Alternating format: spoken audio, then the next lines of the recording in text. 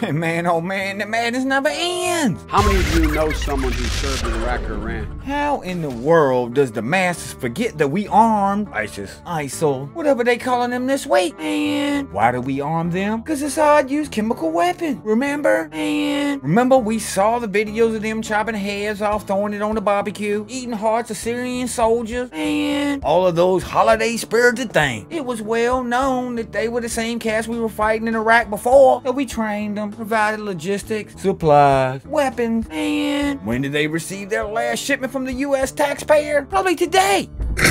ISIS. ISIL, whatever they calling them this week, with lightning speed, the mainstream media said, swept through northern Iraq, running over the Kurds, who we trained, armed, and protected with a no-fly zone since before the Iraq War. How much money did we spend on training and arming the Iraqi army? The ones that took off running when ISIL, whatever they calling them this week, came to town. With precision and speed, these cats came out of nowhere, well-funded. I bet they are, with our money. And look at the PR campaign they got going on. Long has passed since the days we would get those cassette tape recordings from Osama, Tim Osmond, whatever they calling him this week. And who happens to be someone else we funded and armed. And we wonder why we broke. Get him, Bruce.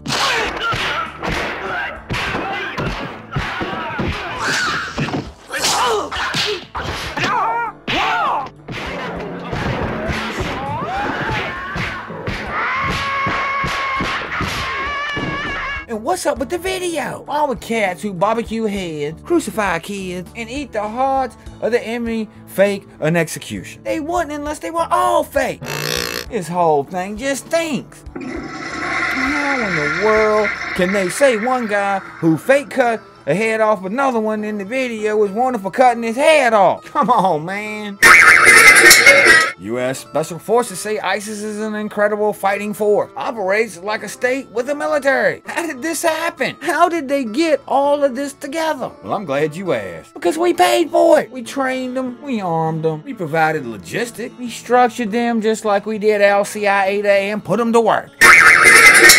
FBI warns hitting ISIS could provoke them hitting the U.S.